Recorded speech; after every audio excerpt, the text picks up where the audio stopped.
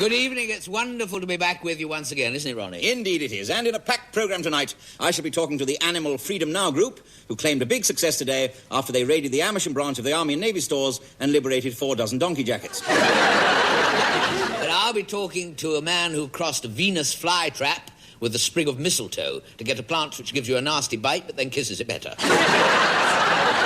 But first, the news. Claims that Mr. Norman Tebbit is becoming more popular were confirmed today. Somebody touched him with a barge pole. After the funeral at Watford Gap today of Britain's worst motorway chef, Crispin Stodge, former customers stayed behind to dance on his gravy. The Bromsgrove woman who caused traffic chaos by making love to a succession of men in her sports car has pleaded not guilty to obstructing the highway. She says she was only giving way to oncoming motorists. But sad news tonight from Lord George Davidson's circus, where, after an unfortunate accident, Purjo, the human rhubarb stick, has been forced into retirement. And now a sketch featuring Mr. Ronnie Corbett, just back from acting in a film in the Sahara Desert with Raquel Welch. She rather put him in the shade. I say, that was really jolly good, that was. I must say, I really enjoyed that. Thanks very much.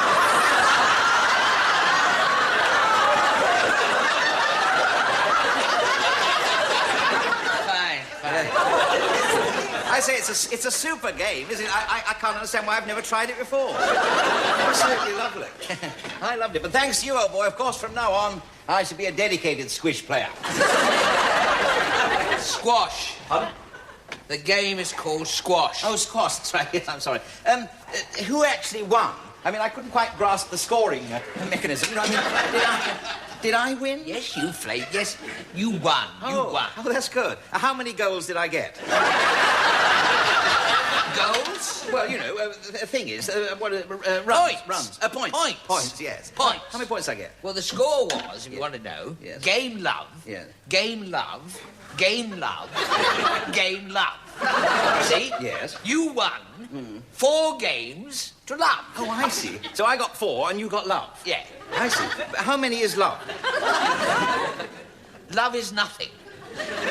Oh, no, that's not right, I'm sure, because I'm sure you got a goal earlier on, right at the beginning. A point. A point, I mean. A Yes, point. Yeah, well, yes. yes, of course I did. That was when you... Oh, I know. I was holding the thing by the wrong end. I must remember. Hold the bat by the thin end. The racket. Racket, I mean. The Yes. racket. Yes. This is what?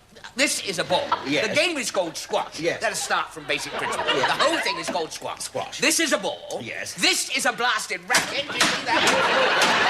That is a racket. I see. Will it work now? You've done that? I don't much care, to be honest. I'm not going to be playing squash anymore, ever. Oh, I say. That's a pity, because I was hoping we could have another game next week. I mean, I thought, well, you know, I thought I might get a bit better. A bit better? A bit better? Look, matey, I am the secretary of this squash club. You know, I mean, I captain the A team. You know, I'm one of the best players round here, as a matter of fact. You know, I won the area finals last year and all that sort of thing, you know. You know, I'm good. You know, good. And you come along here, if I may say so, you never played the game before. You're vastly overweight, if I may say so. You're very slow on the court. You've gone out in that court in your ruddy Burton suit, and you thrashed me. You pounded me into the ground. You pulverized me in front of my friends. 4 games to love. Well, how do you do it? Beginner's luck? It's a fluke. That's what it is, a fluke, mate. It won't happen again, I'll tell you what. Won't happen the next time. No, well, it won't be next time with it, because you've broken your rocket. My racket! I'll get a new one. I don't care. I'll get a new one. Look, mate, I'll get a new one, and tomorrow morning here, 10 o'clock, things will be different. Oh, no, sorry, old boy. No, not tomorrow. No can do. What do you mean, no can do? Well, I've got to go up to a place called Lord's tomorrow. I've got to meet 2 chaps called Botham and Willis. I've got to play a game called Cracket or something.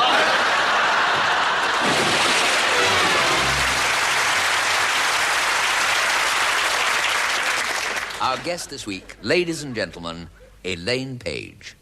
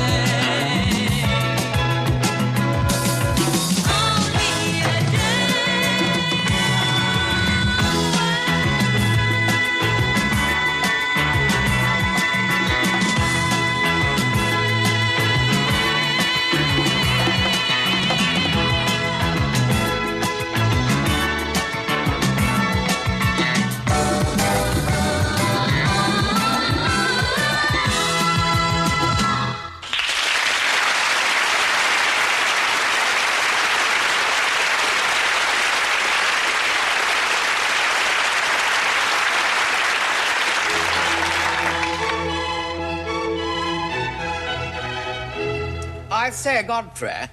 What is it, Humphrey? How's your headache? She's out playing bridge. Come on, old feather. You shouldn't talk about the old girl like that, you know.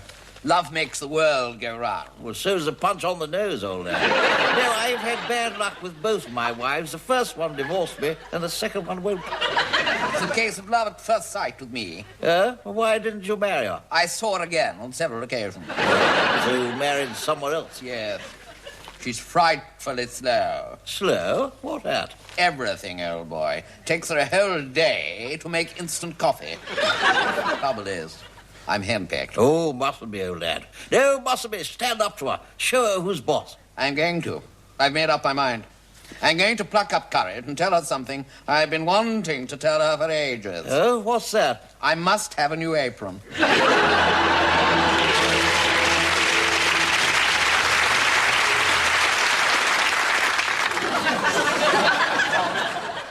Hello and welcome to the book programme. William Shakespeare, it is generally agreed, has provided the English language with more sayings, proverbs and quotes than any other writer. Every other book title is a quote from the bard. Many plays in the theatre do the same. Why then should not television follow suit? Here, with a little help from our caption department, is a scene from Edward VI, Part 1.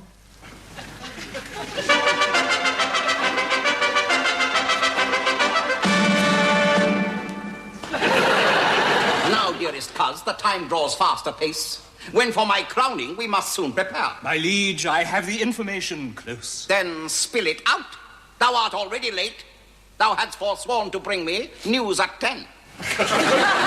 But tell me first, how may I seek to rid my royal self of that arch villainess that calls herself the Queen? Queen, so she is. She is your consort, sire, or will be so when you are crowned next week in Westminster. Throughout the land, her beauty is renowned. Her person is respected nationwide.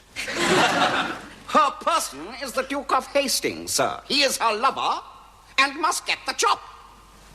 Daily they flaunt their fever in the court. He arrogant and bold, and she all smiles, contented with her lot and with her bed. Each night with her bride's head revisited. Revenge shall be complete. My crowning's perk, my coronation's treat. Furnish evidence withal. Observe the Queen's speech when she's with him close. As oft, beneath the starry sky at night, he speaks in tones both moribund and wise. When he, during the reign of John, kept silent and endured the tyrannies. Then mind her. That will I, most royal liege. He often plots with Lovell against the crown. These points of view are treason, you well know. He can it think, but can he ever it show? He must be cornered with some trumped-up charge of treasonable acts, both little and large. And then he is transported to the Tower. No blemish shall besmirch my nuptial hour. Come, dancing maidens! Trumpets, play away! Drums that do beat at night must throb in day. As the songs of praise proclaim us wed, let Hastings lose his head.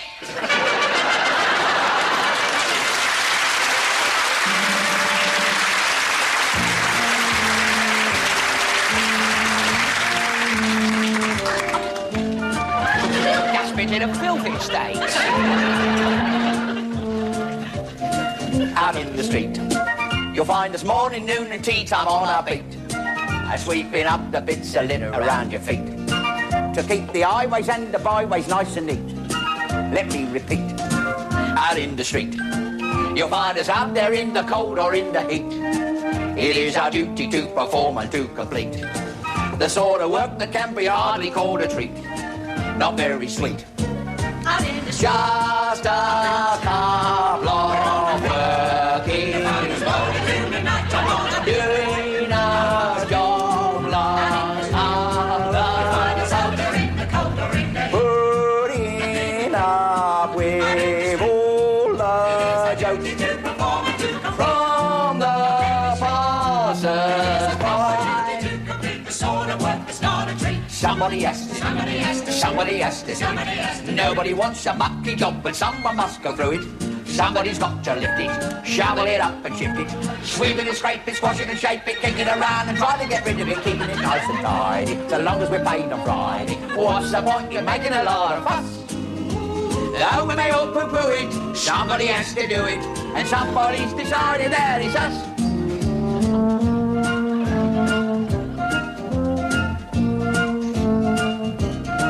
It ain't much fun. It is the sort of work a lot of people shun. But then it can't be said that we're the only one. There are a lot of other jobs that must be done. That ain't much fun. Now take the Queen. Although the work she has to do is nice and clean, it must be tiring being on the public scene. And looking fresh as paint no matter where she's been. And still serene. It may look just like a game. All that glamour, all that fame may be so, but just the same, rather than me. Somebody has to do it. Somebody has to do it. Nobody wants to be the Queen, but someone must go through it. Opening public functions, banquets and balls and luncheons, ruling the land and waving her hand and changing the guards and trooping the colour and training the derby winner, getting the Duke his dinner, babysitting for the Prince of Wales, smiling and looking regal, acting like Anna Neagle, and always keeping clear of the horses' tails. That's where we come in. Somebody has to do it. Somebody has to do it.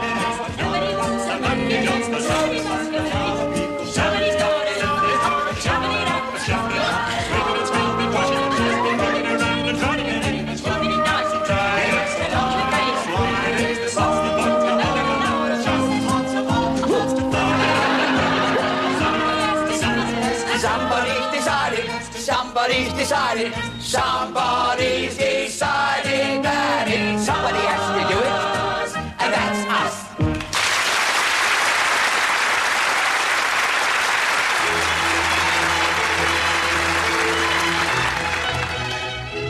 I say, Godfrey. What is it, Humphrey? You've got your shoes on the wrong feet. It's impossible. These are the only feet I've got. Anyway, my head is in no fit state to think about my feet. Hungover? Absolutely draped, oh boy. Well, cheer up, old lad. No one ever died of a hangover. Oh, don't say that, Humphrey. It's only the hope of dying that's keeping me alive. Who were you with, Godfrey? Oh, Geoffrey, Humphrey. We both left the party together. He was so drunk I couldn't see him. I took him to the East End for coffee. Should never give coffee to a drunk. All you get is a wide-awake drunk. Is he better now, then? Well, he's getting better. He's in hospital. Hospital? Why? Well, we were sitting on the Westminster Bridge playing who could lean over the farthest, and he won.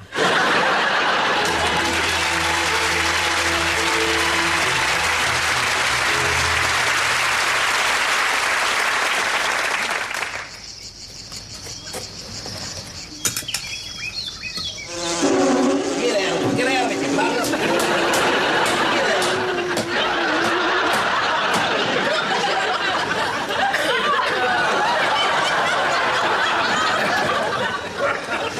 1, 2, 3, 4, 5, 6, 7, 8, 9, 10, 11, 12, 13. Don't want to overdo it. That's right.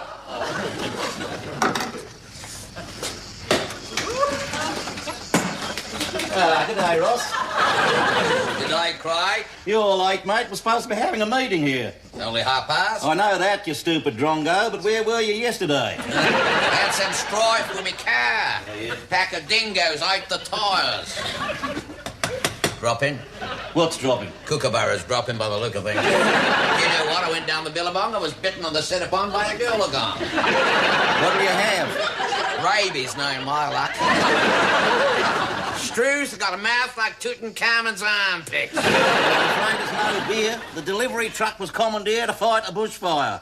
They used beer to put the fire out? Yeah, after they drunk it, yeah.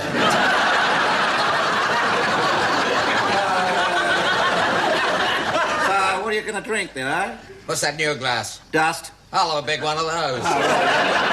Where's Bruce? Bruce went out the back about 3 days ago to the dunny. Don't take that long to read the paper. I know, I reckon the spider got him. I thought you'd blocked all the holes up. Well, I did, but he was living in the toilet roll. Yeah, Bruce had never locked himself in there. He can't get out, now we can't get in either. Have you seen anything of Wayne McLaren? Only his belly button. He went to Hanging Rock with some abos. Turned out he was the picnic. Where's Rooney? Rooney's gone a bit strange. I reckon the loneliness has got to him. Well, he should never have joined the Rolf Harris fan club. Anyhow, his wife reckons he was wandering and acting queer. Now he's gone mince about. So there's only you, me and Dennis? Yeah, except Dennis. Oh, him too? Yeah, he went down to Dawson's Creek to pray for rain, and it did. He drowned it? No. Jellyfish? No. Water snake? No, he was washed out to sea. He was found in 7 separate sharks. Typical. Just an excuse, the wowzer. Yeah. You ought to have made the effort to get here, oughtn't you, eh? Well, let's get on with it now. Come on now. I made the effort after all I got here, didn't I? Had a bit of luck, well, you have to. A sandstorm blew up and the alligators couldn't see us, you see. I lost my sandwiches. I was just going to eat some deadly nightshade when the locusts got it. And would you believe I was bitten on the upper thigh with a king snake? And a swarm of vampires came down and sucked the poison out. Yeah, don't let's waste time on trivialities, Ross. We come here to rehearse this commercial. Yeah, what do you think of that, I thunk up? Yeah, together, you mean? Yeah. Hey, you drongos. Come and visit Australia for a safe and reliable sunshine holiday of a lifetime. Yes, you bombs. Come and say good day.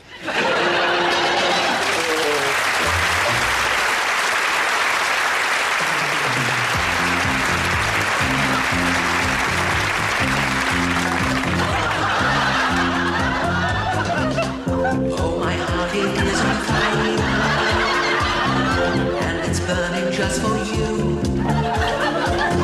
'Cause you fill me with desire, and you warm me through and through. Yet you won't fulfill my yearning. You just dampen down my dreams, putting out the fire that's burning. Throw cold water on my sleeves. Every night I'm all alight when you're around.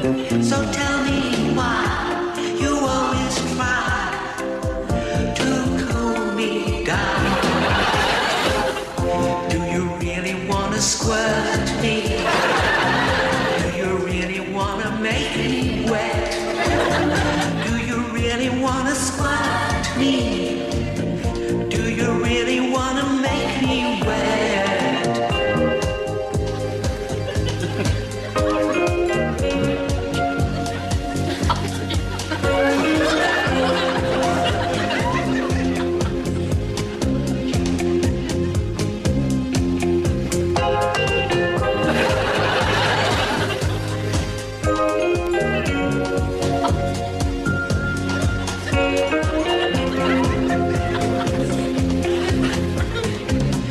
Do you really want to squirt me? Do you really want to hose me down? That would ruin all my makeup, mess my hair and spoil my nice new gown.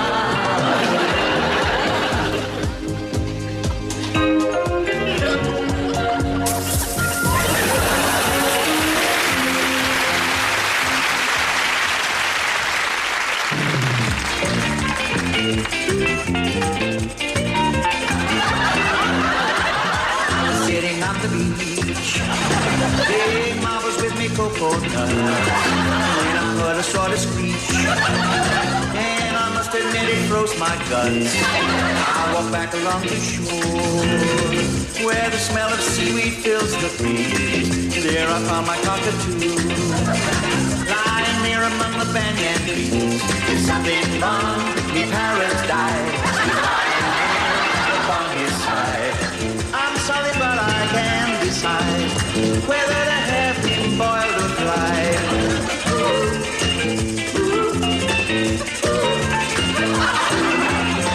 Now I'm sitting drinking rum,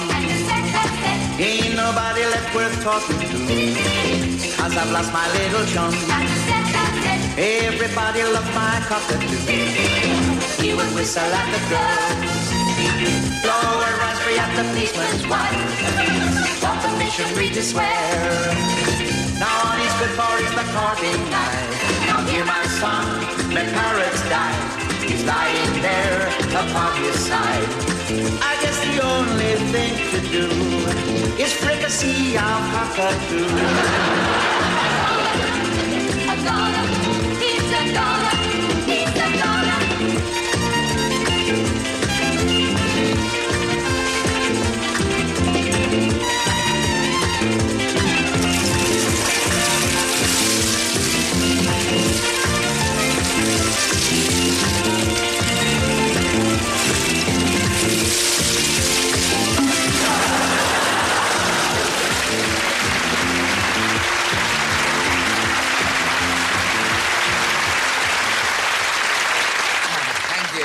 Tonight, I would like, if I may, to relate a very funny story that I heard when I was...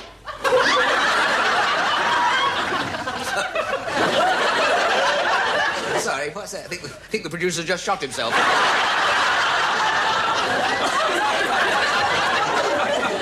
Plenty of time for that when we get to the joke.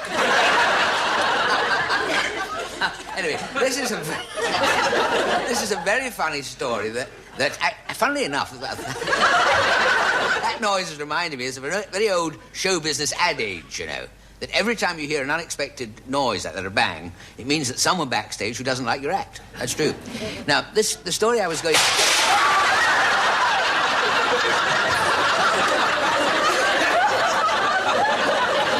I see. I think they've missed out the tea lady, actually. Oh, I see. Thank you very much for that vote of confidence. Slightly bad timing. What I was going to say was that tonight I have actually been sponsored to tell a joke for charity. Now, this means that every time I get a laugh tonight, £1 will go to the Shepherd's Bush Home for underprivileged studio audiences. All right, I know what you're thinking. How will they manage on 50p? No, and there he goes again, trying to make us feel guilty for not laughing at his pathetic old jokes. But the fact is, I do have a philanthropic side to my nature. Certain things are very close to my heart. My feet, for example. No, and I'd like, if I may, to dedicate it to my agent, a very dear friend. To be honest, his business has fallen on hard times lately. Once upon a time, when you rang the office, you got this highly sophisticated answering machine, and now they've got a parrot that takes messages. Well, everyone's having to trim back these days, aren't they? I mean, to be honest. Where I live, you know, they've just opened a self-service crematorium.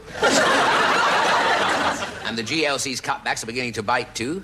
Once upon a time, to dig a hole in the road, they used a pneumatic drill. Now they've got Cyril Smith on a pogo stick.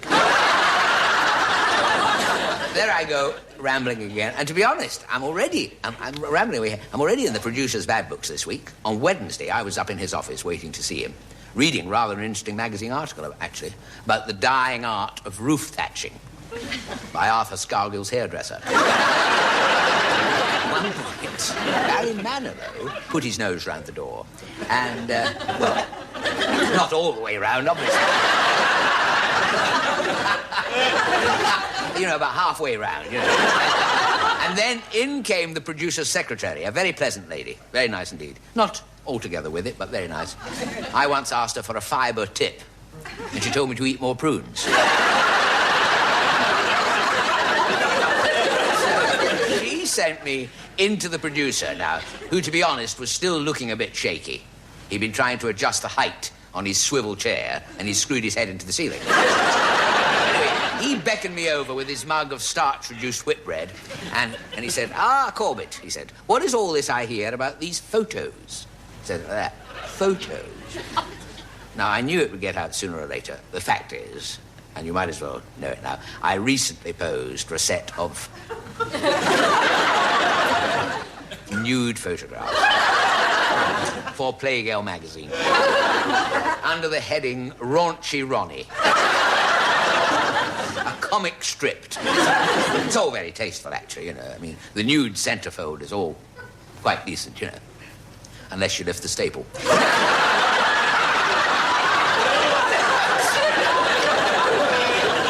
only do for a laugh. Anyway, he wasn't too pleased, so to keep my nose clean tonight, no rambling of any kind, straight on with the story.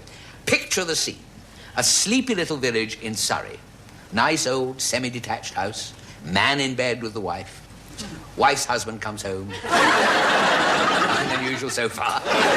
Well, straight away, the wife jumps out of bed, wipes the steam off the windows. Memories of Brian and Judy. Looks outside, and down below, there's her husband getting out of the car, carrying a dead cow on his shoulders. My God, she said, he's come back early from the slaughterhouse and brought some work home with him. Well, it so happens that I know because I myself once worked in a slaughterhouse. The Glasgow Empire, it was called.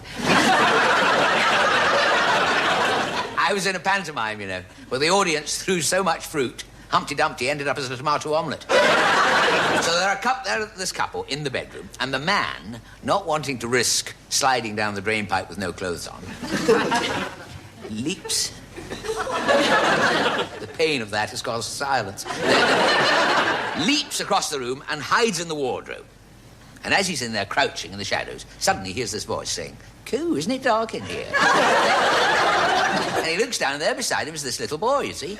"Good gracious," he said, "how long have you been in here?" Little boy said, "I've seen everything, and I'm going to tell my daddy."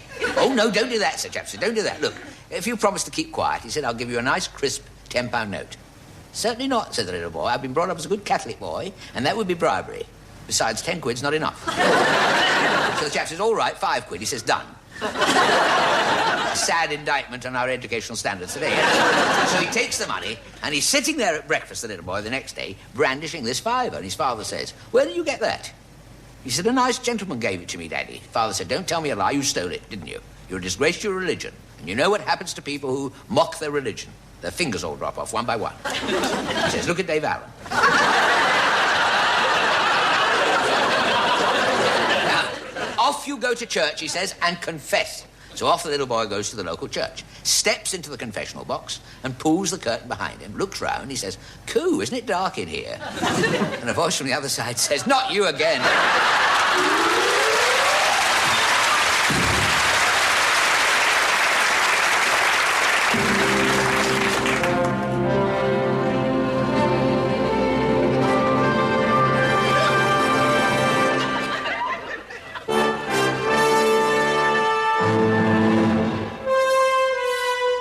On the 7th of June, 1844, on the remote marshlands of northern Canada, the last living example of the great auk was found dead.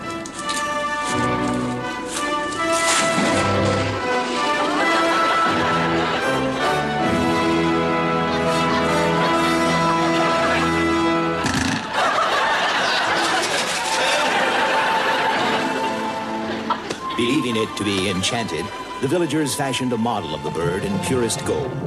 Legend decreed that the golden auk possessed strange magical powers and a prophetic warning for all mankind. For 100 years, greed and avarice drove many men to kill for it. This is their story. 1933, and the golden auk has been missing for 20 years. Until the beautiful archaeologist, Melissa Winthrop, stumbles across a letter revealing the statue's whereabouts. But a foreign power are soon onto her. To kidnap her and make her talk, the Germans dispatch their evil emissary, Dr. Heinrich von Hesseltine.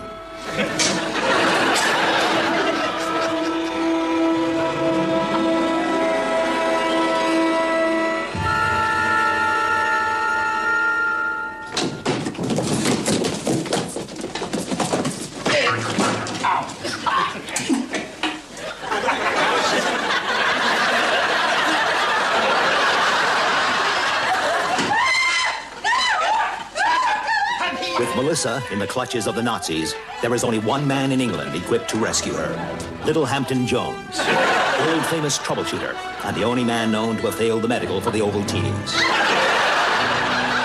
A demon with a horsewhip, Little Hampton could rope in a wild animal at 25 feet.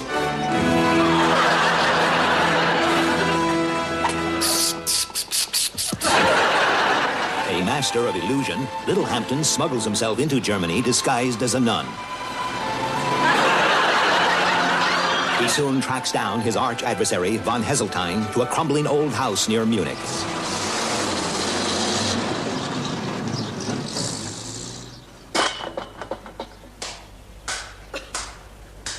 tell us where we can find the orc. No, never. Never. No, damn you. You do not impress me with your false bravado, Miss Winthrop. I have known grown men sell their own grandmothers rather than endure the traditional Bavarian folk dancing.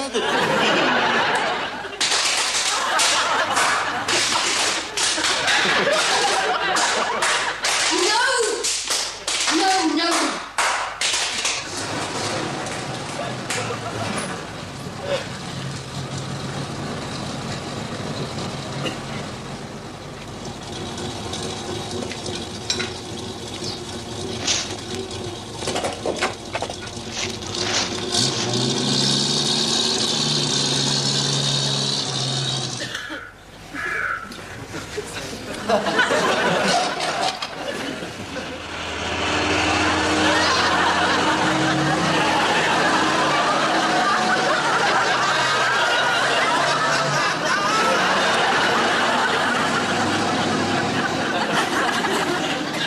Where is it?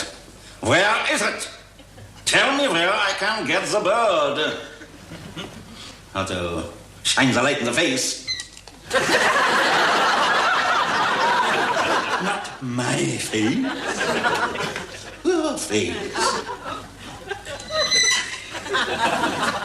Now, my dear, you will tell me where I can find it.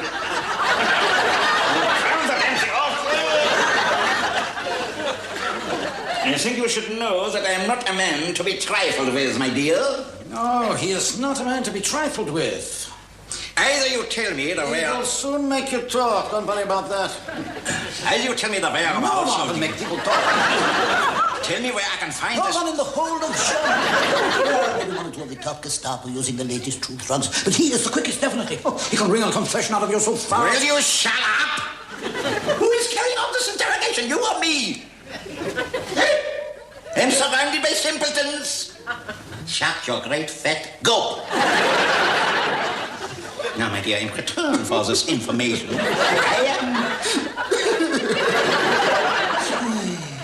You promised not to shout at me. I promise I won't shout at you anymore. I won't shout at you. It's a nice little dump.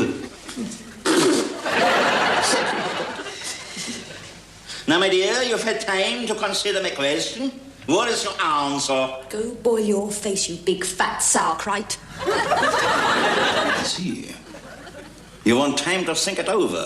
Very well. But let me assure you, my dear Fraulein, that I shall stop at nothing until the fabled orc is in my hands. Never shall I let up until its magic and secret prophecies are mine. No one, but no one, makes a fool out of me.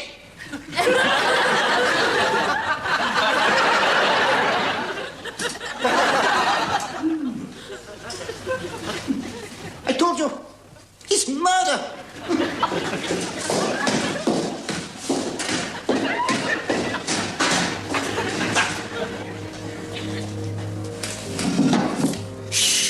Hello, you. Come to save you. My God, you're beautiful. Is there a knife anywhere? I think there's one on the desk. You're undone. So are you. You knew what I'd been through.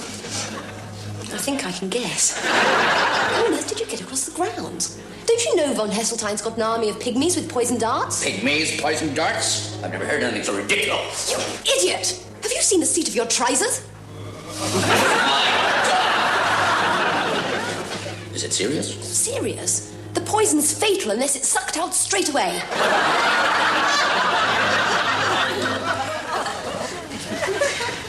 Well, I think that's got it all out now, Mr. Jones. Call me Little Hampton.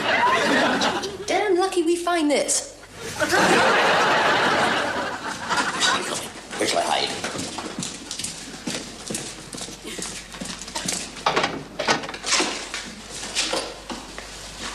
Now, my little dove, you have had time to consider.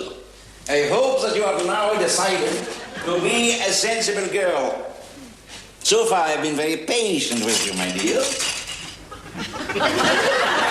But I must warn you that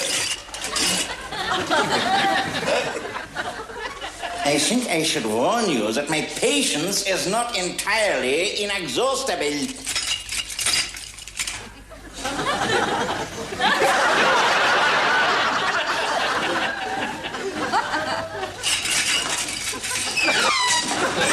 thought there was somebody.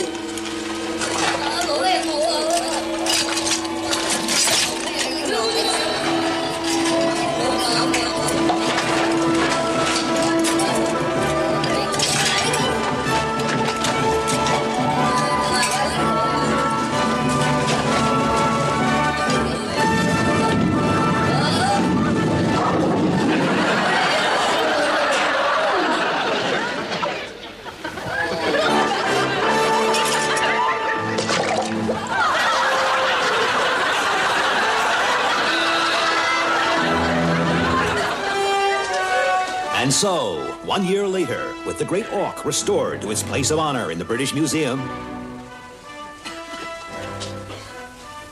You never really believed it, did you, Miss Winthrop? You know, all this hokum about magic prophecy. Who knows? I don't suppose there's really any truth in it.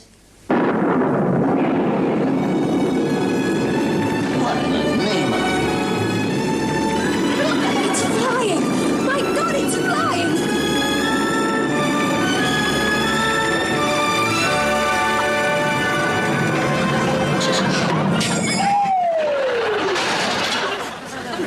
Well, so much for that.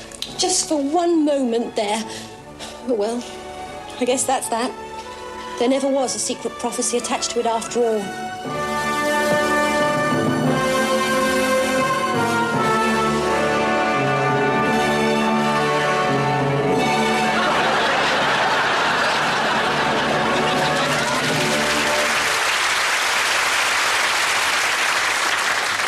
Well, that seems to be just about all we have time for tonight, but before we go, a few items of late news. Yes, the All-England Pro-Am Wine Tasting Festival ended today when the President carried out the closing ceremony and two waiters carried out Oliver Reed. All the hens at a chicken farm in Woodbridge, Suffolk, stopped work today in protest against flexible roostering. And finally, Oscar Chumworthy, Grantham's most sociable man, was buried today. In a series of tributes, he was described as a big wheel in the Rotarians, a brick in the Masons, and a right weirdo in the Oddfellows.